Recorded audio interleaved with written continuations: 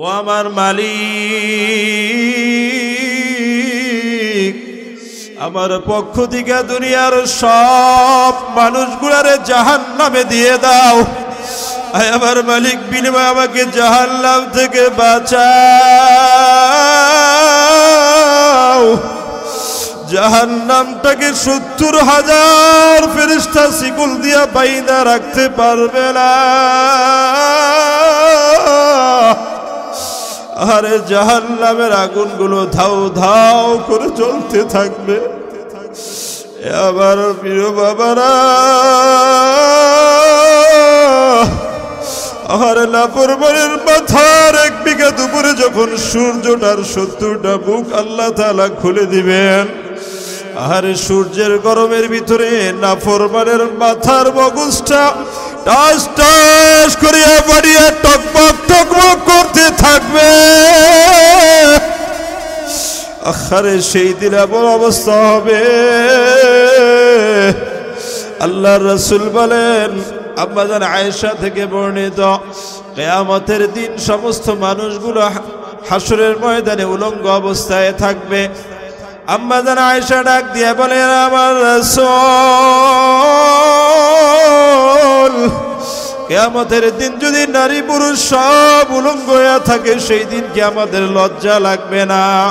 আল্লাহ রাসূল ডাক দিয়ে বলেন, আয়েশা, সেই দিন মানুষ জাহান্নামের ভয় আর হাসরের ময়দানের পেরেশানিতে মানুষগুলো উপরের দিকে যে হা করে তাকায়া থাকবে।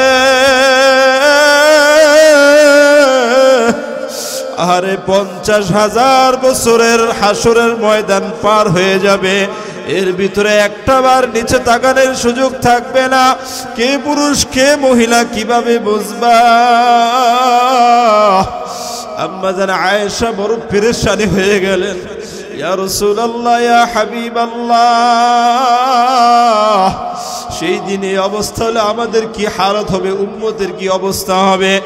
আল্লাহ রাসূল বলতেছেন, আয়েশা,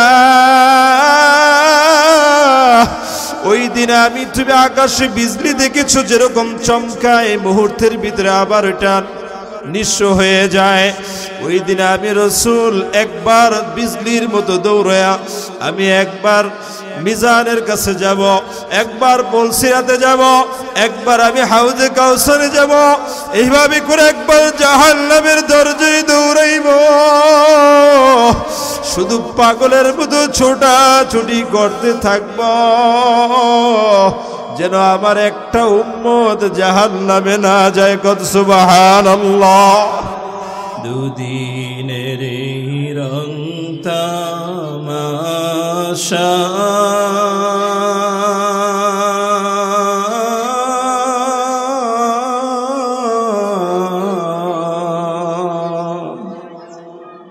আরো যত স্বপ্ন আশা,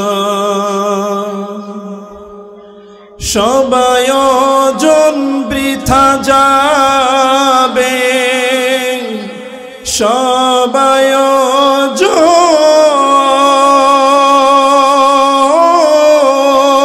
বৃথা যাবে, শেষ ঠিকানা মাটির ঘর তুমি করলা গিয়া করলা রে বাড়ি ঘর।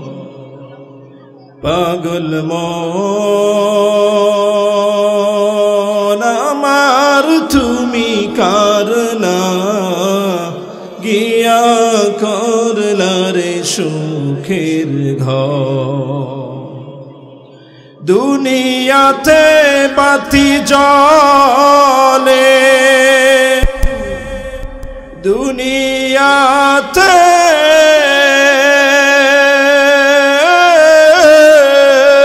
বাতি জ্বলে, কবরেতে অন্ধকার তুমি করলা গিয়া করলা রে সুখের ঘর।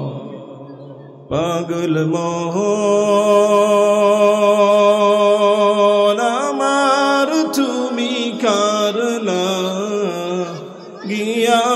করলারে সুখের ঘর ওরে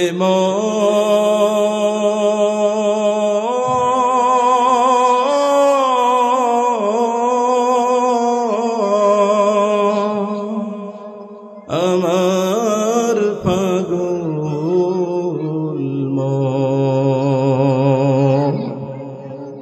আমরা পরকালের সামানে নিয়ে কারা কারা কবরে যেতে চাই? আল্লাহু আকবার। একটু হাতটা নাড়া দেন। লিল্লাহে তাকবীর, নারায়ে তাকবীর। আওয়াজ হচ্ছে না তাকবীরের। তাকবীর দিতে ভয় লাগে। ভয় করব কাকে?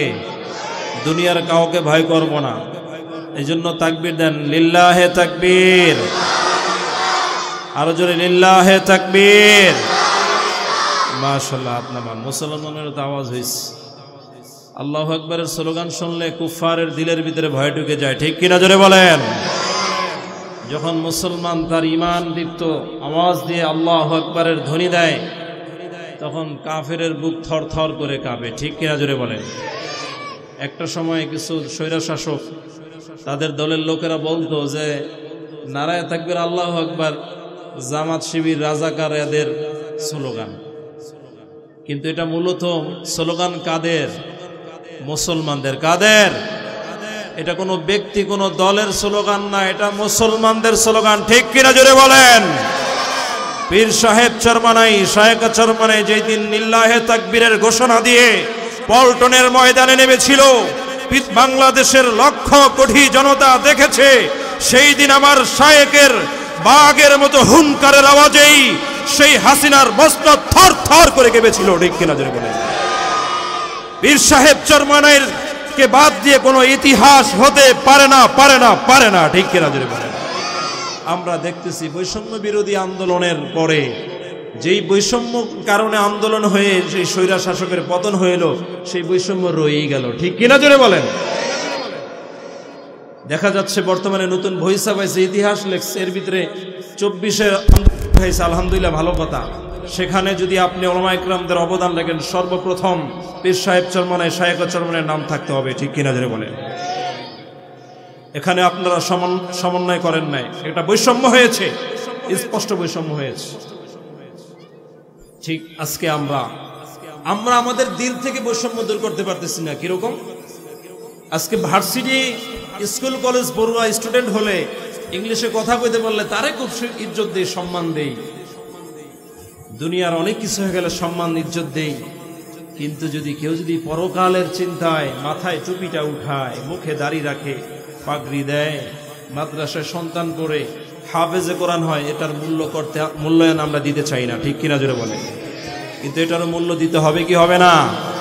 কারণ কবরে দুনিয়ার কোনো সার্টিফিকেট পরিচয় চলবে না। চলবে? কোনো দলের পরিচয় চলবে? নেতার পরিচয় চলবে? পরিচয় চলবে একমাত্র আমল, ঈমান। আর এজন্য আল্লাহ তাআলা বলেন, ইয়া আইয়ুহাল্লাযীনা আমানুত্তাকুল্লাহা হাক্কা তুকাতিহি ওয়া লা তামুতুন্না ইল্লা ওয়া আনতুম মুসলিমুন। আল্লাহ তাআলা বলেন, হে আমার বান্দা বান্দীগণ, খবরদার তোমরা মুসলমান না হইয়া কবরে যাইও না। হে আমার বাবাজিরা, পর্দালের মা, ওরা পায়ে ধরি, হাতে ধরিয়া বলি, দুনিয়ার যত কিছু তুমি অর্জন করো না কেন, তোমার যত সার্টিফিকেট থাকে না কেন, যত নাম শহরত থাকে না কেন, বাবারে, যদি তোমার ঈমান আর আমল ঠিক না থাকে, কবরে ধরা খেয়ে যাবে। এ আমার মুসলমান বাবাজিরা, কবর এমন একটা জায়গা, যেই জায়গার ভিতরে তোমার আমার কোনো ধরনের ক্ষমতা চলবে না, টাকার লেনদেন চলবে না। সেই জায়গার ভিতরে আপনাকে আমাকে কেউই রক্ষা করতে পারবে না, একমাত্র কে? কিয়ামতের ময়দানে মানুষগুলো হয়রান হয়ে যাবে। হাসরের ময়দানের ভিতরে তামার জমিনটা হবে গরম। আখারে নাফরমানের মাথার 1 বিঘা উপরে সূর্যটাকে আল্লাহ তাআলা নামায়া দিবেন। এরে আল্লাহর বান্দা ও বান্দিগণ, একটু মনোযোগ দিয়া শোনো। আরে আজকে কোন দুনিয়ার পিছনে ছুটতেছো, কাদের জন্য লড়তেছো রে বাবা? আজকে যেই সন্তানের জন্য তুমি পাগল, যেই স্ত্রীকে খুশি করানোর জন্য হারামকে হারাম মানতেছো না, হালালকে হালাল বাঁচতেছো না, এরে বাবা ওই স্ত্রী ওই সন্তান কিয়ামতের দিন তোমার পরিচয় দিবে না। আহারে হাদিসে আসছে কিয়ামতের দিন যখন একজন বান্দার একটা নেকের অভাবে জান্নাতে যাইতে পারবে না, আল্লাহ তাআলা বলে দিবে, রে নাফরমান, তোর একটা নেকের অভাবের কারণে আজকে তুই জাহান্নামের আগুনে জ্বলবি, যা একটা নেক যদি নিয়ে আসতে পারো তোকে জান্নাত দিয়ে দিব। এই লোকটা হাসরের ময়দানের ভিতরে দৌড়াদৌড়ি করতে থাকবে, ঘুরতে ঘুরতে ঘুরতে। এই লোকটা তার বন্ধু, যেই বন্ধুকে রাত্র 12টা-1টা পর্যন্ত সময় দিয়ে আড্ডা দিত, ওই বন্ধুকে খুঁজে বের করে বলবে, দোস্ত তুমি তো আমার প্রাণের বন্ধু ছিলা, আমার বিপদে ঝাঁপায়া পড়তা। এরে আমার বন্ধু, আজকে আমি বড় বিপদে আছি, আমার একটা নেকের দরকার, আমাকে একটা নেক দাও, আমি জান্নাতে চলে যাই। বন্ধু বলবে, রে তুই আমার দুনিয়াতে বন্ধু ছিলি, কিন্তু আখিরাতে তুই আমার বন্ধু না। তোকে যদি একটা নেক দিয়ে দিই, তাহলে আমার যদি নেকের অভাব হয় আমি কার কাছে যাইব? বন্ধু তাকে ফিরিয়ে দিবে। আরে মুসলমান, আল্লাহর গোলাম বানায় একটা কথাও বলি না, কোরআনটা খুলে দেখো রে মুমিন। আবার আল্লাহ তাআলা বলেন, ইয়াওয়াদ্দুল মুজরিমু লাউ ইফতাদি মিন আযাবি ইয়াউমিযিন বিবানিহি ওয়া সাহিবাতিহি ওয়া আখিহি ওয়া ফাসিলাতিহি আল্লাতী তুউইহি। এই নাফরমান গুনাহগার একটা নেকের জন্য ঘুরতে ঘুরতে তার ভাইকে বের করবে, রে আমার ভাই, তুই আর আমি তো এক মায়ের পেটে জন্মগ্রহণ করেছিলাম, তোর আমার রক্ত এক। এরে আমার ভাই, আমাকে একটা নেক দিয়ে দে, আমি জান্নাতে যাই। ভাই বলবে, আমার দুনিয়াতে কোনো ভাই ছিল না, পরিচয় দিবে না। যেই স্ত্রীর জন্য এত কিছু করলেন, সেই স্ত্রীর কাছে যাইবে, স্ত্রীকে বলবে, প্রিয়তমা, তোমার জন্য আমি দুনিয়াতে কত কিছু করেছি, আমাকে একটা নেক দিয়ে দাও। স্ত্রী ডাক দিয়া বলবে, তুমি কে? তোমাকে আমি চিনি না, তোমাকে আমি নেক দিতে পারবো না, কারণ আমার নেকের অভাব পড়লে আমি কার কাছে চাইব? এভাবে করে স্ত্রী ফিরিয়ে দিবে, তার ভাই ফিরিয়ে দিবে, পিতা মাতা ফিরিয়ে দিবে, সন্তানও ফিরিয়ে দিবে। এবার নাফরমান ডাক দিয়ে বলবি, রে আমার মালিক, যেই কলিজার টুকরা সন্তান আমার স্ত্রী, আমার ভাই, আমার কোনো কাজে লাগে নাই। এরে আমার মালিক, এই স্ত্রী, সন্তান, ভাই, এগুলোর সব কিছুকে আমার পক্ষ থেকে মুক্তিপণ হিসেবে জাহান্নামে দিয়ে দাও, বিনিময়ে আমাকে জান্নাতে দিয়ে দাও। আল্লাহ তাআলা নাফরমানের কথা শুনবেন না। এরপরে কত কঠিন কথা। ওই নাফরমান বলবে, ওয়ামান ফিল আরদি জামিআন সুম্মা ইউনজি। আয় আমার মনিবা, আমার আল্লাহ, আজকে যেহেতু আমার আত্মীয় স্বজন, আমার কোন ধরনের রিলেটিভ দিয়ে আমার উপকার হচ্ছে না, এবার মালিক, কিন্তু তোমার জাহান্নাম বড় কঠিন, হাসরের ময়দান কঠিন। দুনিয়াতে যত মানুষ তুমি পাঠাইছো, আমার পক্ষ থেকে আমি মুক্তিপণ হিসেবে দিয়ে দিলাম। ও আমার মালিক,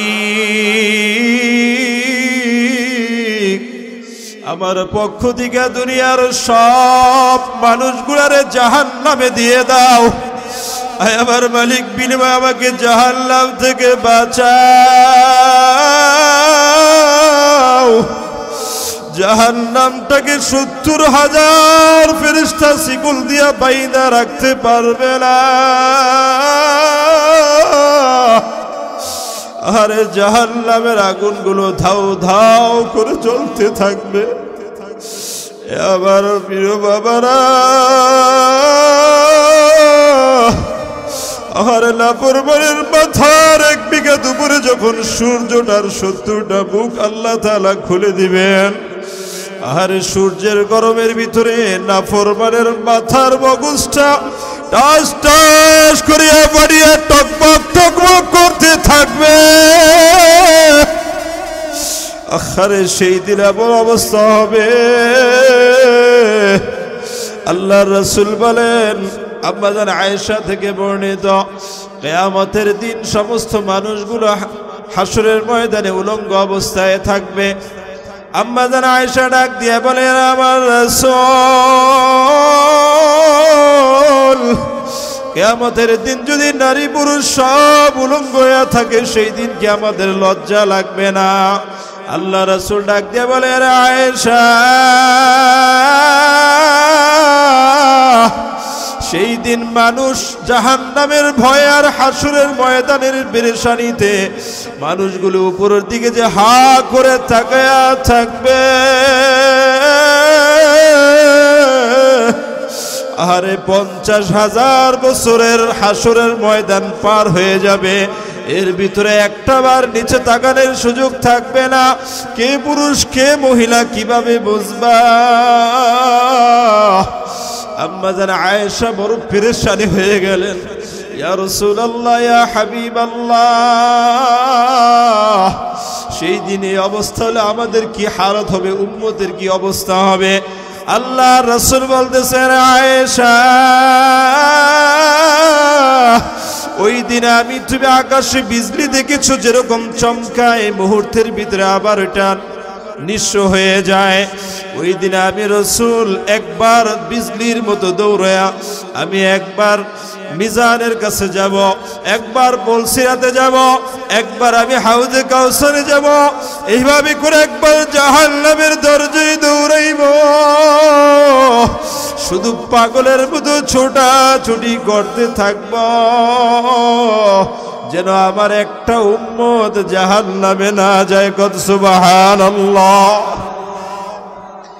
এজন্য আমরা সেই দিন আল্লাহর রাসূলের শাফায়াত পেতে চাই তো ইনশাআল্লাহ। আল্লাহর রাসূলকে খুশি করতে হবে না? আল্লাহকে খুশি করতে হবে না? আল্লাহ রাগ হন, রাগ গোসা করেন যখন আমরা আল্লাহকে ভুলে যাই। যখন কি করি ভাই? আল্লাহকে ভুলে গেলে আল্লাহ কি হন? রাগ হন। এজন্য আল্লাহর রাগ কমানোর জন্য আমল আছে, আমল করবেন না ইনশাআল্লাহ। আবার আমলের কথা বললে কেউ উঠে যাবেন না তো।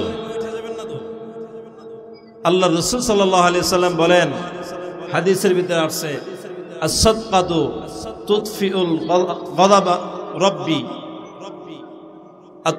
আস-সাদকাতু ইউতফিউল গাদাবা রাব্বি ওয়া তুদফাউ মাইতাতাস সুই। আল্লাহ রাসূল বলতেছেন যে আল্লাহ তাআলার রাগ গুসাকে এটাকে দমন করে দেয়, আল্লাহর রাগ নিঃশেষ হয়ে যায়, কমে যায় একমাত্র সদকা দ্বারা। একমাত্র কি দ্বারা? একটা আমল আছে সদকার আমল, এটা করলে আল্লাহর রাগ দমন হয়ে যায়। এবং ওয়াতুদফাউ মাইতাতাস সুই, রাসূল বলেন যে এর দ্বারাতে সদকাকারীর বালা মুসিবত বিপদ আপদ রোগ শোক থেকে আল্লাহ তাকে হেফাজত করেন। কোন সুবহানাল্লাহ। এজন্য আমাদের আল্লাহকে যদি খুশি করতে চাই তাহলে একটা আমল হচ্ছে সদকা করা। একটা আমল কি বলেন? সদকা করা। সাহাবায়ে কেরামদের চাইতে তো বড় আমলদার দুনিয়াতে কেউ নাই, আছে বলেন? সাহাবায়ে কেরামদের চাইতে বড় আমলদার পৃথিবীতে কেউ নাই, নবীদের পরে কিয়ামত পর্যন্ত কেউ আসবেও না। সেই সাহাবায়ে কেরামদের চাইতে বড় দানশীল দানবীর দুনিয়াতে আর কি হই আমরা হতে পারিনি এই পর্যন্ত। আমরা হতে পারছি?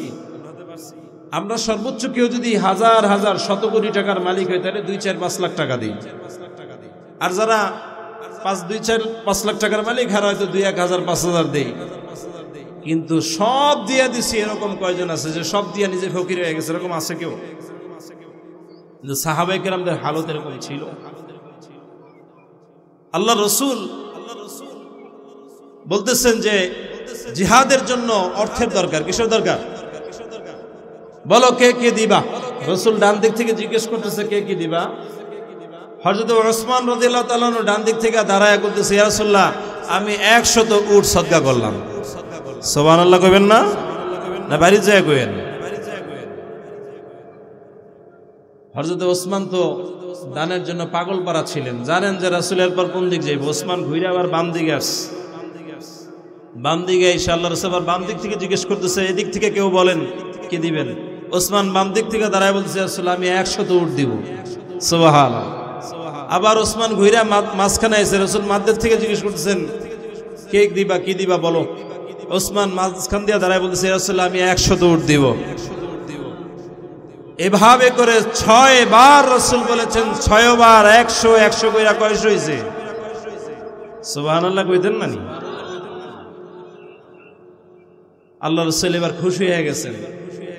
হযরত ওসমান বলে ইয়া রাসূলুল্লাহ আমার দান শেষ হয় না, একটু অপেক্ষা করেন। দৌড়ায় বাড়িতে গেছে, বিবিকে ডাক দিয়ে বলতেছে বিবি যা আছে স্বর্ণ গয়না এটার ভিতরে বড়। বলে কেন কি ব্যাপার? জানে হযরত ওসমান বড় ব্যবসায়ী, কোনো মহাজন পাইলেই তার সাথে ব্যবসায় মাল শুরু লেনদেন শুরু হয়ে যায়। তো বড় মহাজন পাইছেন নাকি? বলে হ্যাঁ বড় মহাজন পাইছি, এর চাইতে বড় মহাজন আসমান জমিনে কেহ নাই। বলে কে? বলে আজকের মহাজন স্বয়ং আল্লাহ আল্লাহর রাসূল। সুবহানাল্লাহ। পটলা দুইটা সব স্বর্ণ গয়না রূপা যা আছে ধৈরাই না রাসূলের সামনে দিয়ে আল্লাহর রাসূল সাল্লাল্লাহু আলাইহি ওয়াসাল্লাম এক হাতের ভিতরে স্বর্ণের পটলা আর এক হাতের ভিতরে স্বর্ণ মুদ্রার পটলা দুই হাতে উঠায়া এভাবে দোয়া করতেছেন, আল্লাহুম্মা ইন্নী রাদিতু আন উসমান ফারদি আনহু। আয় আল্লাহ আমি খুশি হয়ে গেলাম ওসমানের প্রতি। আয় আল্লাহ তোমার জমিনের উপরে আমি ওসমানের প্রতি রাজি হয়ে গেছি। আয় আল্লাহ তুমি ওসমানের প্রতি খুশি হয়ে যাও। সুবহানাল্লাহ। দুনিয়াতে আমরা সবাই ফকির, আমরা কি বলেন? আল্লাহুল গনি ওয়া আনতুমুল ফুকারা। একমাত্র গনি ধনী হচ্ছেন কে? এ মুসলমান চিল্লায়ে বলেন ধনী কে? দুনিয়ার কোন মানুষকে ধনী বলা হয় না, একমাত্র ওসমানকে ধনী বলা হয়েছে। হযরতে ওসমানের নামের সাথে উপাধি দেওয়া হয়েছে ওসমান গনি। গনি মানে ধনী। এই ওসমানের গনি উপাধিটা দিয়েছেন স্বয়ং রাসূল আরবি সাল্লাল্লাহু আলাইহি ওয়াসাল্লাম। চিল্লায়া বলেন না সুবহানাল্লাহ। আল্লাহ রাসূল ওসমানকে জন্য এই গনি উপাধি দিয়েছেন, কারণ হযরতে ওসমান এত দান করেছে মুসলমান। হযরতে ওসমান দান করতে করতে এত দান করেছেন যে ওসমানের দুনিয়ার ভিতরে দান সবচেয়ে বেশি হওয়ার কারণে রাসূল বললেন ওসমান কাল কিয়ামতের ময়দানে তুমি এত নেকি নিয়ে উঠবা যে তোমার চাইতে ধনী আর কেউ হবে না। সুবহানাল্লাহ। তাবুকের যুদ্ধের ভিতরে আল্লাহ রাসূল বললেন ও আমার সাহাবারা যুদ্ধের জন্য কে কে দিবা দাও। আল্লাহ রাসূল অর্ডার করেছেন, বিগত সময়ে এরকম অর্ডার কাউকে করেন নাই। হযরতে ওসমান গনি রাদিয়াল্লাহু তাআলা আনহু তার সম্পদ থেকে 4 ভাগের 1 ভাগ রুবু নিয়ে আসছে। মসজিদে নববীর বারান্দার ভিতরে মাল রাখার জায়গা নাই, পুরা বারান্দা ভরে গিয়েছে। ওসমান কি এনেছো? বলে রুবু। 100-এর মধ্যে 25 ভাগ নিয়ে আসছি। কিছুক্ষণ পর ওমর আসছে, কি আনছো? ওমর কয় ইয়া রাসূলুল্লাহ নিসফ যা আছে অর্ধেক লইছি, ভাগ কইরা 2 ভাগ, অর্ধেক ঘরে রাখছি আর অর্ধেক নিয়ে আসছি। হযরতে আবু বকর কিছুক্ষণ পর আসছে একটা পোটলা নিয়ে। এ আবু বকর কি আনছো? দাও দাও। হযরত ওমর মিট মিট করে হাসে যে আবু বকরের সাথে কখনো নেকের পাল্লা দিয়া পারি নাই, আজকে আবু বকর আমার সাথে পারবে না, কারণ আমার এত সম্পদ আনছি মসজিদে নববীতে রাখার জায়গা নাই। আর আবু বকরের পোটলার ভিতরে মাত্র ছোট্ট একটা পোটলা, যা রাসূলের হাতের ভিতরেও আটে না। হযরত আবু বকরকে জিজ্ঞেস করে এ আবু বকর কি এনেছো? দাও দাও। আবু বকর সব দিয়ে দিছে। আল্লাহর রাসূল দেখেন ঘরের ভিতরে ছোট্ট লবণের বাটিটাও নিয়ে সুবহানাল্লাহ কইতেন। আবু বকর ঘরের ভিতরে কি রেখে আসছো আর কতটুকু আনছো? বলে ইয়া রাসূলুল্লাহ ঘরের ভিতরে কিচ্ছু রাখি নাই, দুনিয়ার সম্পদ বলতে যা আছে সব আনছি, ঘরের ভিতরে শুধু আল্লাহ আল্লাহর রাসূলকে রেখে এসেছি। সুবহানাল্লাহ। माल दौलत देख सब रह गया मेरे लिए, माल दौलत देख भी सब रह गया मेरे लिए, एक खुदा मेरे लिए एक मुस्तफा मेरे लिए। सुभान अल्लाह। दुनियार সম্পদ সব দিয়ে দিয়েছি ইয়া রাসূলুল্লাহ, কিচ্ছু নাই, শুধু আল্লাহ আল্লাহর রাসূলকে ঘরে রেখে এসেছি। ইয়া রাসূল একমাত্র আপনার ভরসায়, আল্লাহ তাআলার ভরসায় রেখে এসেছি। আল্লাহর রাসূল খুশি হয়ে গেছেন। আবু বকরের মতন এরকম ধানশীল আর কেউই নাই। যে আবু বকর এত বড় ধনী ছিল, মক্কার ভিতরে বড় কাপড় ব্যবসায়ী ছিল, সেই আবু বকর তার সব সম্পদগুলো দিতে দিতে নিজে গরিব হয়ে গিয়েছিলেন। সুবহানাল্লাহ। হযরত আবু বকর রাদিয়াল্লাহু তাআলা আনহু আল্লাহ রাসূলকে বলেছিলেন, ইয়া রাসূলুল্লাহ হুব্বিবা আনা ইয়া রাসূলুল্লাহ হুব্বিবা ইলাইয়া মিন দুনিয়াকুম সালাত আন-নাযরু ইলা ওয়াজহিক ওয়া ইনফাকু মালি আমরিক। ইয়া রাসূল আমার কাছে তিনটা জিনিস সবচেয়ে পছন্দ, একটা হচ্ছে আপনার চেহারা। সুবহানাল্লাহ। আমাদের কাছে উলামায়ে কেরামদের চেহারা প্রিয় কি প্রিয় না বলেন? এই যে মাহফিলে আসলাম, বয়ান শুনে আমল করতে পারলে তো আলহামদুলিল্লাহ, শোনায় সোহাগ। অন্তত পক্ষে একজন হক্কানি পীরের চেহারা যে দেখতে পারবো, এই দেখাটার ভিতরে নেক আছে কি আছে না? জোরে বলেন। ওয়ারাসাতুল আম্বিয়া হক্কানি পীর মাশায়েখদের চেহারার দিক তাকাইলে রাসূলুল্লাহর চেহারার দিকে তাকানোর সওয়াব পাওয়া যায়। কোন সুবহানাল্লাহ। আবু বকর বললেন, ইয়া রাসূলুল্লাহ আপনার চেহারাটা আমার কাছে প্রিয়। আর দ্বিতীয় নম্বরে, ইয়া রাসূলুল্লাহ আমার সম্পদ আপনার অর্ডারে, আপনার কথায় খরচ হবে, এটা আমার কাছে অনেক প্রিয়। এজন্য আল্লাহ তাআলা কথাটা শুনেছেন, হাবিবুল হাবিবি হাবিবুল্লাহ। আরবিতে প্রবাদ বাক্য আছে, বন্ধুর বন্ধু আমার বন্ধু। এজন্য আল্লাহর রাসূল হচ্ছেন কার বন্ধু? কথা বলেন না। আল্লাহর বন্ধু। আর নবীর বন্ধু আছে আবু বকর। এজন্য স্বয়ং আবু বকরও আল্লাহর বন্ধু হয়ে গেছেন। কান সুবহানাল্লাহ। এজন্য আবু বকরের প্রিয় কাজটা, প্রিয় ইচ্ছাটাকে আল্লাহ তাআলা মঞ্জুর করে দিয়েছে। আবু বকরের সমস্ত সম্পদগুলা আমার রাসূলের দ্বীনের জন্য ব্যয় হয়েছে, এবং সমস্ত সম্পদগুলো আল্লাহ কবুল করেছেন। এমনকি দান করতে করতে আবু বকর নিজেও গরিব হয়ে গিয়েছিলেন। সুবহানাল্লাহ। আর আজকে আমাদেরকে যদি বলা হয় কিছু দান করেন, সহজে পকেটে হাত ঢুকাইলে হাত আর বের হইতে চায় না। নোট কি 50 টাকারটাই আসে না 100 টাকারটা আসে না 10 টাকারটা আসে, চিন্তায় পড়ে যায়। ঠিক কিনা জোরে বলেন? কিন্তু আল্লাহ তাআলা বলেছেন, লান তানালুল বিররা হাত্তা তুনফিকু মিম্মা তুহিব্বুন। ও মুমিন মুসলমান, ততক্ষণ পর্যন্ত মুমিন ইমানদার হতে পারবা না যতক্ষণ পর্যন্ত নিজের প্রিয় জিনিসটাকে আল্লাহর রাস্তায় সদকা না করবা। আর যখনই নিজের প্রিয় জিনিস আল্লাহর রাস্তায় সদকা করবা, আল্লাহ তাআলা এর চাইতে বেশি তোমাদেরকে দিয়া দিবেন। কোন সুবহানাল্লাহ। হাদিসে কুদসিতে আছে, আল্লাহ তাআলা বলেন, ইয়া আনফিক ইয়া ইবনে আদম উনফিক আলাইক। ও বনি আদম, খরচ করো, মাল খরচ করো। যদি আমার রাস্তায় খরচ করো, উনফিক আলাইক, আমিও তোমাদেরকে তার চাইতে বেশি করে দিয়ে দিব। কোন সুবহানাল্লাহ। এ মুসলমান, দান করলে মানুষ খালি হয়ে যায় না, দানের জায়গা আল্লাহ আমার সম্পদ দিয়া ভরপুর করে দেয়। কোরআনুল কারীম আল্লাহ বলেছেন, ওয়া মা আনফাকতুম মিন শাইইন ফাহুয়া ইউখলিফু। যখন মানুষ কোনো কিছু দান করে ওই দানের স্থানে আল্লাহ তাআলা আরেকটা স্থলাভিষিক্ত অর্থাৎ যা দিয়েছে তার চাইতে বেশি সম্পদ ওই জায়গা আল্লাহ ভরপুর করে দেন। কোন সুবহানাল্লাহ।